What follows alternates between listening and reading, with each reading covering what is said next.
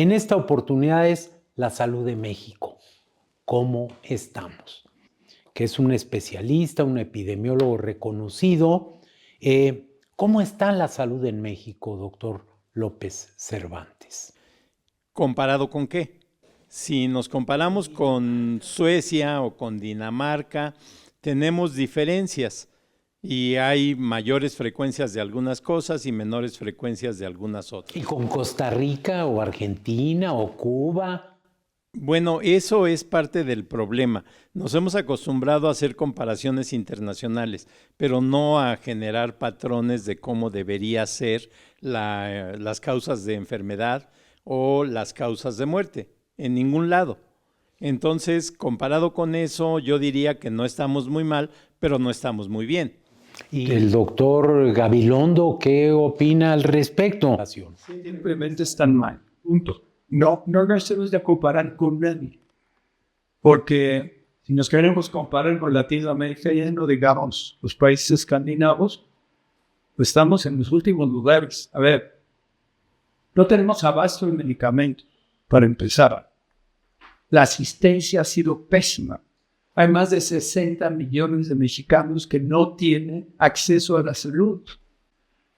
¿Y cómo es posible que esto se haya deteriorado brutalmente en los últimos 7 años? O sea, la gente del Seguro Social no tiene citas, las cirugías están programadas a largo plazo, el ISSSTE está igual o peor. La Secretaría de Salud, que tenía 13 institutos de salud y 6 de alta especialidad, les quitaron los 6 de alta especialidad, que eran de lo poco que funcionaba bien en este país. Nos ha reducido el presupuesto. El doctor José Antonio Crespo. Pues México está enfermo, en ese sentido, está enfermo. ¿Cómo está? Pregunta. Pues nadie estamos perfectos, nadie estamos en situación óptima, pero sí tenemos que compararnos con países que tengan un producto bruto similar al mexicano, y en eso sí podemos decir, quizás más adelante toquemos el punto, pero la Organización de la Cooperación y Desarrollo Económico sitúa a México, si no en el último, en el penúltimo lugar, en lo que se relaciona al presupuesto destinado para atender la salud. De por sí ya estábamos en menos de $1,000 per cápita y ahora todavía se está reduciendo el presupuesto. ¿De qué manera vamos a mejorar si no tenemos los recursos y que sobre todo sean recursos bien manejados y carentes de desviaciones? Aprovechando la presencia de un experto en finanzas públicas, está con nosotros aquí Armando. ¿Es suficiente el presupuesto para la salud en México? En base a mi opinión, doctor, obviamente no. O sea, también es muy difícil y no es, creo yo, término de comparación cuánto requeriría la salud en México, pero yo creo que aquí se dio un doble factor. Uno, desde mi punto de vista, fue el retiro de especialistas, el retiro de gente que había hecho una carrera dentro de la salud pública, y la otra ha sido la reducción de presupuesto. Yo creo que entramos a la tormenta perfecta.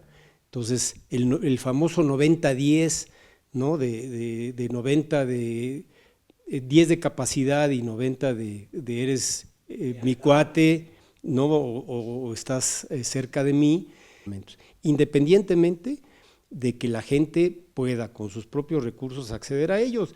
Y vemos nosotros ahora algo que no se veía hace algunos años, doctor, colas en las farmacias que ya prestan cierta atención médica, no sé con qué perfil puedan tener ahí las gentes que recomiendan o que hacen diagnósticos médicos, y la gente finalmente está recurriendo ahí en lugar de... A los consultorios adyacentes a farmacias. La licenciada Beatriz Pajés es una experta en comunicación y es todo. ¿Cómo ves tú, querida Beatriz, el tema de las condiciones de salud de nuestra población. Tiempo por la escasez de medicamentos contra el cáncer, sobre todo en los niños. Esta ha sido una lucha permanente. El gobierno ha estado prometiendo y prometiendo que habrá abasto suficiente y, sin embargo, no han recibido una respuesta concreta. Segundo punto, sabemos que en las últimas semanas, en los últimos meses, han varios hospitales muy importantes en distintos estados de la República. Uno, el que más me impactó a mí en lo personal, fue el anuncio de que el Hospital General de Zacatecas cerraba. Lo mismo ha ocurrido en Oaxaca, ha ocurrido con hospitales en Veracruz, con hospitales en Guerrero, en Michoacán. ¿Por qué? Porque no tienen ya ni personal, ni los insumos, ni los medicamentos, ni los quirófanos, ni el instrumental necesario para poder atender a los pacientes, y los trabajadores de estos hospitales decidieron cerrar porque finalmente ya no tenían absolutamente nada que hacer. Indicadores que ustedes conocen mejor que yo, como lo que heredó la pandemia, estos más de 800,000 muertos en exceso, la cantidad de niños huérfanos que dejó la pandemia, las carencias que vemos todos los días en los distintos institutos nacionales más importantes, donde ni siquiera hay jeringas, donde ni siquiera hay gasas, donde al paciente se le pide que aporte los medicamentos y el instrumental, muchas veces quirúrgico, para llevar a cabo las operaciones de sus pacientes. Bueno, creo que no necesitamos estadísticas para decir que el estado de la salud de México está mal. En los dos últimos gobiernos ha habido una absoluta destrucción del sistema de salud. Querido Rafael, algunos de nosotros podemos dar cuenta de qué pasaba hace décadas en la salud de los mexicanos. Y la gran pregunta es, ¿habíamos venido mejorando? Nosotros podemos ver la creación de organizaciones e institutos que hacían cada vez más sólida la salud, bien organizada, bien estructurada. Y si ahorita preguntamos cómo está la salud en México, solo podremos decir, es un caos. Esa es la palabra. Caos en lo personal, porque la población no tiene suficiente educación para la salud y no tiene suficiente atención para la salud. Y caos en la Secretaría de Salud, porque no tiene ni pies ni cabeza. No encuentra la manera de salir. Han cambiado cerca de 10 veces la organización del sistema de salud y no funciona. Y han cancelado contratos y ahorita tenemos el personal que está sufriendo porque no puede atender a los enfermos. No hay medicinas, no hay insumos, no hay más. Entonces, la palabra caos no es una exageración.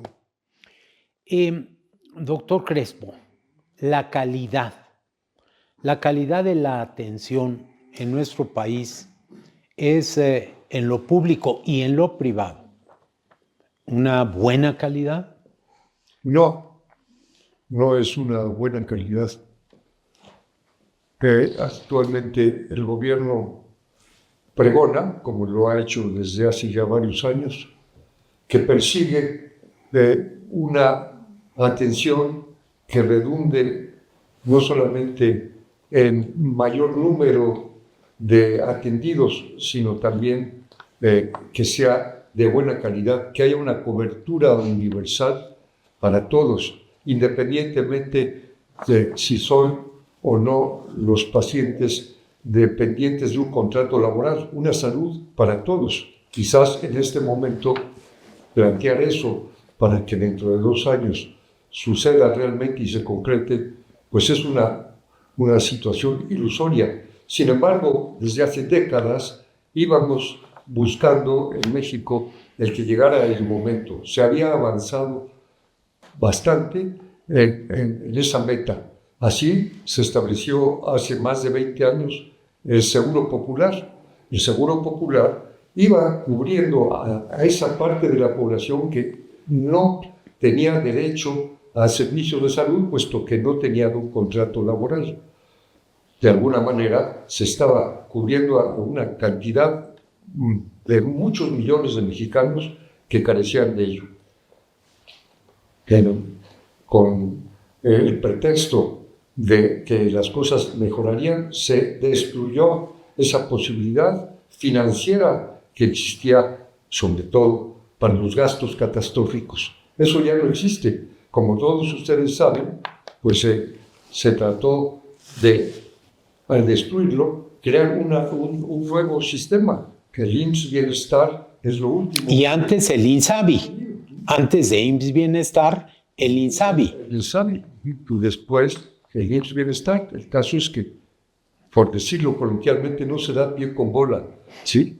El asunto es que si una empresa no está funcionando, cualquiera que sea, esa es la táctica y el pensamiento del gobierno actual. Pues la quitamos esa empresa, sea la que sea, y hacemos una nueva, ¿sí? Y esas empresas nuevas, pues resulta que no. Que no funcionan. Concretamente en la salud hemos ido como el cangrejo, para atrás, Eso es. y cada vez va a ser más difícil. No hay una buena atención de calidad y hay menor número de pacientes atendidos en las instituciones de seguro social, de todas ellas, y esto ha redituado en la creación de los médicos adyacentes a farmacias, que usted mencionaba en ese momento. Allí medio suplen esa atención, pero no es la atención debida, adecuada, simplemente porque no... Que de hecho uno puede decir entonces que se ha privatizado algo que teníamos, que doctor López Cervantes, a preguntar sobre la organización de los servicios. Bueno, la respuesta sería no. No tenemos la organización que se requiere y habría que buscar ejemplos en México y en otros lugares de cómo se puede organizar.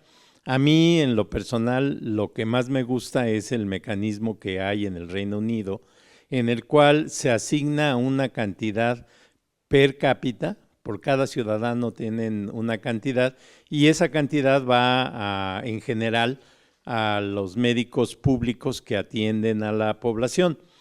Aquí en México no lo tenemos. Desde el origen se dividió a la ciudadanía entre los que tenían derecho a eso, pero además contribuían de su salario y de los patrones, y eso dio origen a la seguridad social. Y la mitad de la población quedó en el antiguo esquema colonial de la caridad.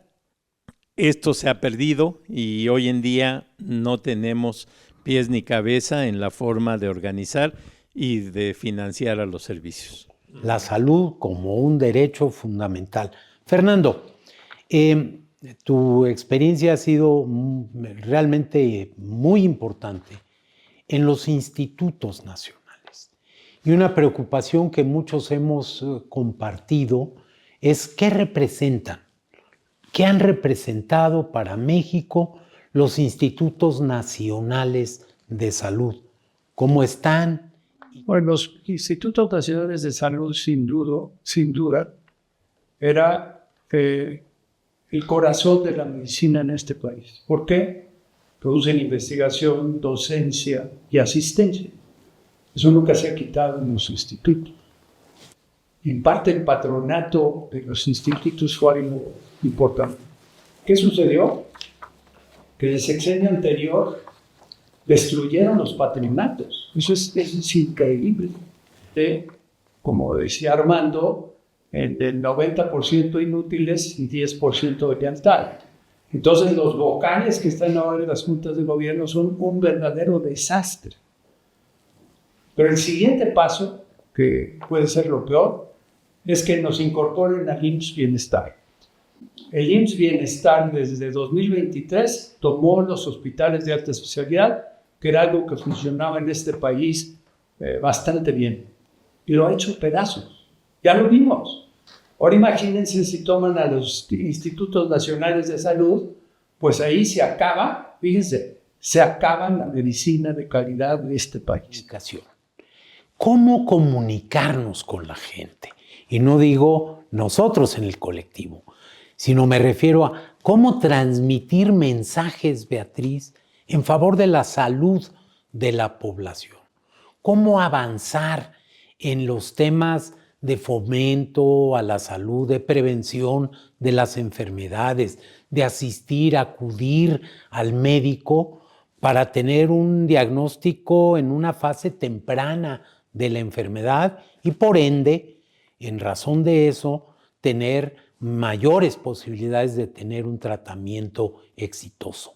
¿Qué pasa con esa comunicación? A ver, yo lo que veo, doctor Narro, es que hay desde hace cuando menos 7 años para acá un enorme vacío en los medios de comunicación en lo que tiene que ver con campañas efectivas a favor de la prevención o de la salud en general en México. Muchos, los que nacimos hace ya varias décadas, recordamos como un gran acierto, como cuando llegaban los periodos o las etapas en que había que llevar a cabo la vacunación a favor de los niños. Bueno, los medios de comunicación estaban, televisión, radio, o la familia pequeña. Claro, el Vive Mejor, claro, estaban llenos los espacios mediáticos de anuncios que llegaban a la gran familia mexicana para que llevaran a sus hijos a vacunar o simple y sencillamente para lanzar mensajes de prevención en materia de paludismo, en otro tipo de enfermedades, cosa que ahí están prácticamente inexistentes, pero entiendo que hubo en su momento y muy recientemente más de 6 millones de niños que no fueron vacunados porque los últimos gobiernos decidieron que o no había recursos o que compraron de manera tardía las vacunas. Entonces, esto ha dado como consecuencia la reaparición de una serie de enfermedades de carácter infeccioso que ya estaban erradicadas en el país. Es decir, el tema de la salud en México está prácticamente ausente en los medios de comunicación. Pues estamos optimistas en el sentido de que sentimos que los hechos objetivos, que las verdades patentes que existen deben ser conocidas por todos los mexicanos. Sin embargo, estamos en desventaja ante un gobierno que es dueño, ¿sí?, de los medios de difusión masivos y que maneja la mercadotecnia y maneja estos medios de una manera masiva y siempre su respuesta es que son populares.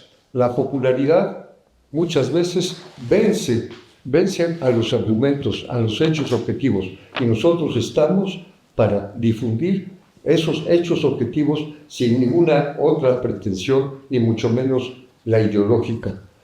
Eso es lo que yo quiero decir. Tenemos que ver cómo nos comunicamos, cómo la gente sabia de cualquier nivel social entienda que los argumentos son más poderosos que la mercadotecnia. Pues sin duda nos enteramos de la gran crisis de salud que existe por las noticias reiteradas que podemos leer y que son constantes en términos de esta faltante.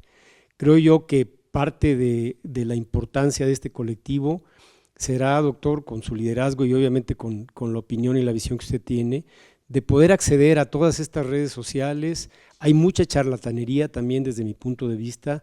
Ya la gente cualquiera se erige como sabionda de los temas médicos y todo el mundo pretende recetar, ahora con la inteligencia artificial no digamos. Entonces yo creo que ese es un gran reto que tiene este colectivo y en la que habremos, creo yo, de poder trascender a través de las redes sociales.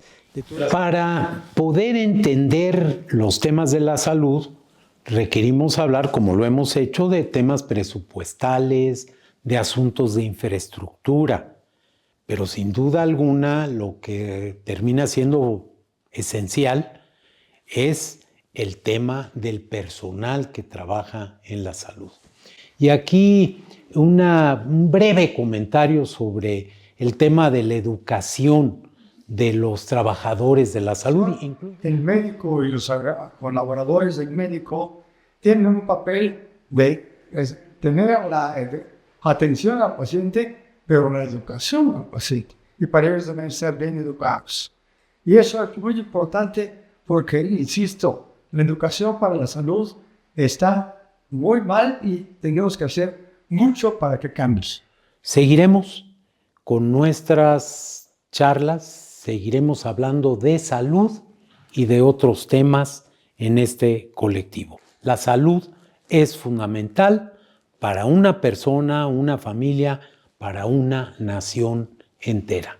Ya seguiremos hablando de estos asuntos. Por hoy, muchas gracias a ustedes por su atención.